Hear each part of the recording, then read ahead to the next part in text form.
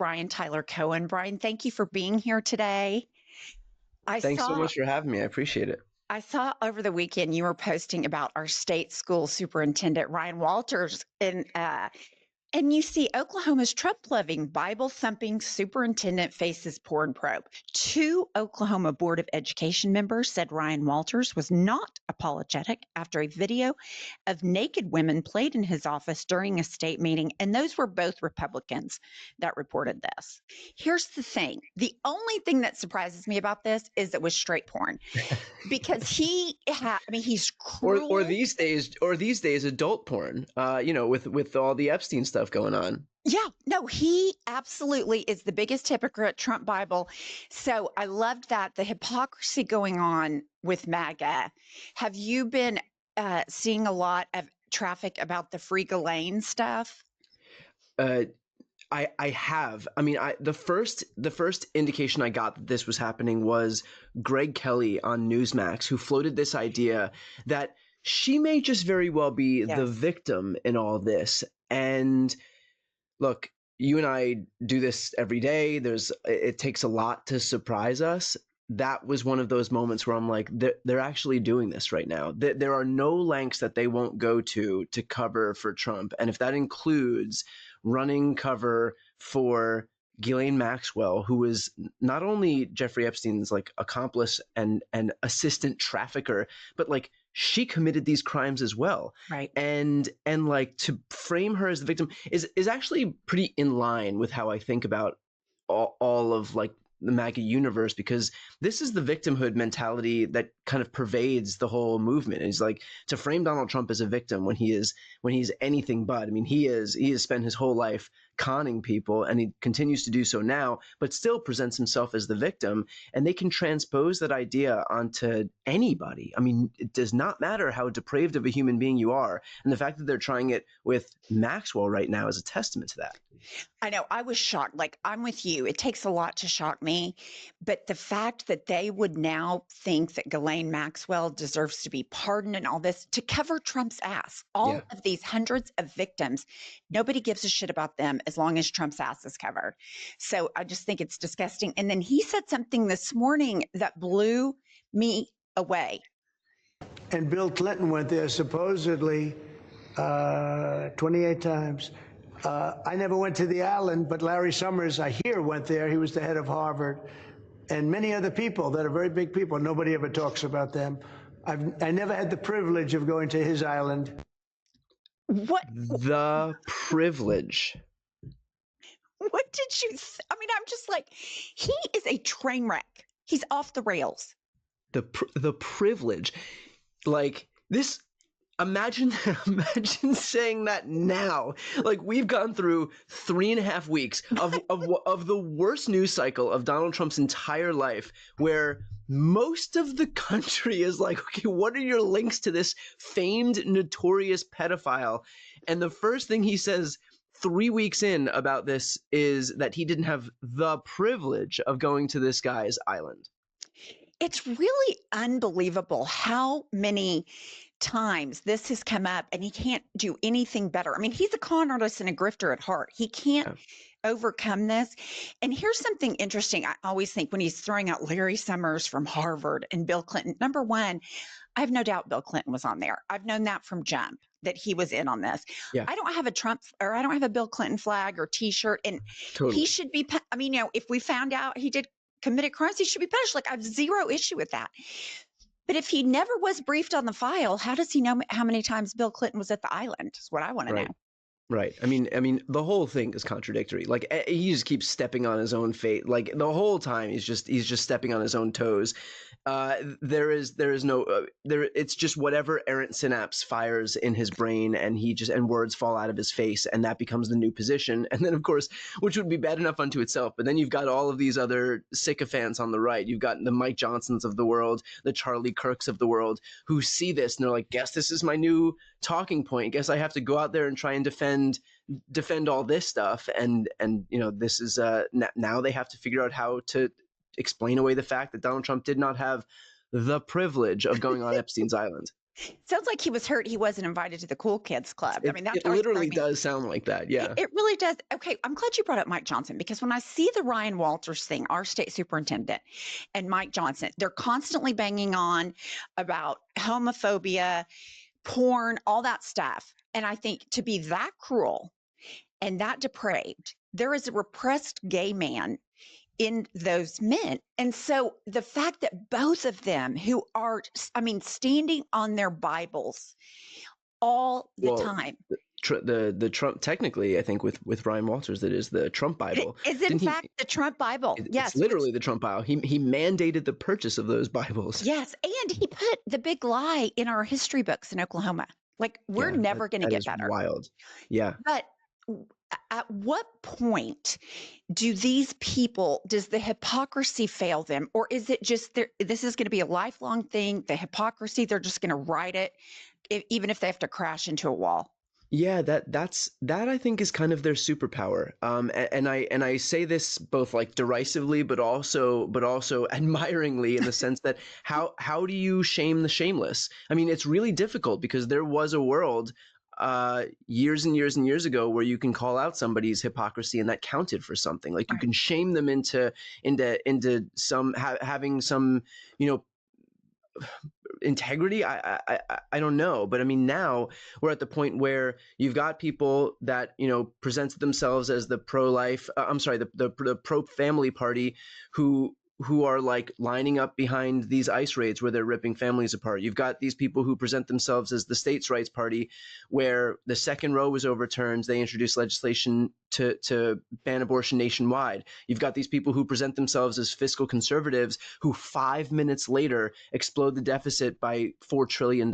And so, how do you shame the shameless? How do you talk to people? How do you get something out of people that say one position and 2 minutes later vote for something that would completely undermine your own stated position? That's the difficult part, because no one's holding them to account on their own side. I mean, you know, again, like, Trump says something and all of a sudden the entire party's North Star just shifts, you know, 10 feet to the right. And so it becomes really difficult to know how to I guess, defeat a party that can't be reined in by shame. They're not embarrassed. You know, like, I think about Watergate. The reason Nixon resigned is he had so much pressure within his own base. Yeah. And this with Epstein, massive cover up, which I might say there are so many massive corruption things that have gone on in Trump's presidency. This is but the one we're talking about today. His party has enabled him. So I look over the course of the next like 15, 20 years, these people are still going to be around. The people that have made excuses and enabled this kind of behavior. And I'm just wondering, like, will young people ever understand that politics is supposed to be about competent people making legislative policy that helps citizens, or is it always going to be a clown car from now on? Yes, the latter. I think? I think even, I mean, I think we probably I think we didn't understand the extent to which, even years ago, politics was always just kind of about vibes.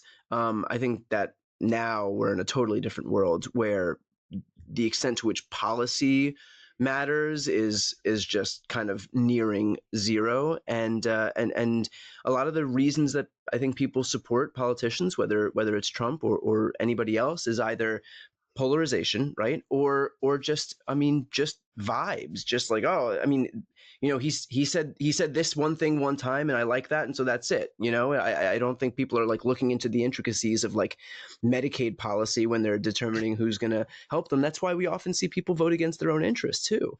But I think, and this is the left and right, both sides rely on you know, political affiliation and how closely it adheres to your identity. And it's less about what party's actually going to do what for you, as opposed to like, this is the tribe I'm in. Right. And with this, you know, you have Mike Johnson, who was getting on the, you know, floor of the Capitol saying, the floor of Congress saying, oh, we're not cutting Medicaid. And he Right. says it with a straight face. And so people just believe it. And then Fox Yeah. News echoes. I mean, it's just Well, unbelievable. that's and that's the benefit, by the way, of having a media ecosystem that just won't push back and won't even expose any lies that you yourself have told, and it allows all these Republicans who largely appear in those silos, those media silos, to be able to say one thing, do the complete opposite, again, have no shame about it, and know that nobody's going to push back. Hannity's not going to come up there and say, "Well, hold on, you said that you weren't going to cut Medicaid, and now 17 million people are going to lose their Medicaid." He's echoing the same thing that they are. The whole thing is a con from top to bottom. But again, you've got these. First of all, our media is completely bifurcated, so you have left and right, and no one's going to hear anything from people on the other side. And within those ecosystems, I mean, you've got bad actors. You've got Hannity and Laura Ingraham and Judge Janine. I mean, like these are the people that you have to rely on to be able to push back on these Republicans within that ecosystem where right-wing voters actually consume their news. So of course it's not going to happen. And we're left in a situation where you've got people, A, again, voting against their own interests, and B, not even recognizing who is responsible for doing things that are going to have cataclysmic impacts on people. When Americans start to lose healthcare by the millions, there will be a massive contingent who then believes the subsequent lie, which will be that the Democrats are responsible for it. Right. Joe Biden did it. No, Joe Biden did it, totally. One thing I was going to ask you about is Nancy Mace is a case study in just complete unwell. Yeah. So she, and with all on the topic of shamelessness. Exactly. And what's so interesting is like you have Stephen Miller, who is just depraved and cruel and mean, and he likes the torture. And he's running the policy, in my opinion. Trump doesn't give a shit about the policy. He likes the perks. He likes the power. He likes the brazenness. But so Nancy Mace, I feel like this is how a lot of these triple Trumpers feel about these immigrants and how they are watching this with glee. New sheriff in town, I have to tell you, one of my favorite things to watch on YouTube these days are the court hearings where illegals are in court and ICE shows up to drag them out of court and deport them. I can think of nothing more American today than keeping our streets safer by getting those violent criminals out of the United States of America. I mean, I'm just like, your favorite thing to watch on YouTube is people who are going through the legal process as it is supposed to be followed and being arrested. And then you just throw in their criminals, but we never know. We don't know if they're criminals. Yeah, Nancy Mace's only longstanding principle is more attention for Nancy Mace. And she knows that if she says outlandish things like that on the internet, that she gets attention from people in the farthest fringes of the MAGA base, and she gets her likes and her clicks. And that's all Nancy Mace cares about. Nancy Mace will go wherever the wind blows. She stands for literally nothing, again, other than attention for herself. And so she'll say whatever she has to say to get a rise out of people in hopes that people will then talk about it. But that's all Nancy Mace stands for. And so we will continue to see her descend into the depths of depravity because so long as she can get another eyeball, whether it's making herself the hero or the heel, doesn't matter. She just wants people to look at her. She is the worst of politics. She's like the worst of humanity, and she puts that on full display without an ounce of shame. No, I completely agree. And I could sit here and talk about Stephen Miller until my head fell off. Like Terry Moran didn't go far enough with hatred as his spiritual nourishment. I feel like Nancy Mace goes right into that category. Yeah, you want to talk about people, hometown, not exactly heroes. Stephen Miller is from Santa Monica, which is, I'm sitting here in Los Angeles right now, and it just chips away at my soul to know that somehow Santa Monica, California, churned out somebody like Stephen Miller. Right. It seems like he was made in a lab in Hollywood, like the Frankenstein character. Maybe that's the way you explain away his Los Angeles connection. Is like we've created a hell of a lot of villains in this city, and usually they're fictional, but every once in a while we get one that's real. Absolutely, and he is the worst, in my opinion, of this whole administration. I mean, and that's you have a lot to pick from. Brian Tyler Cohen, thank you so much for joining me today. You can follow Brian. You're everywhere. YouTube. YouTube. I mean, all the platforms. My main platform is YouTube, though. Yes, I watch you on YouTube, and I love your social media too. Well, thank you. I appreciate it. Thanks for having me on. We'll see you later. Thank you.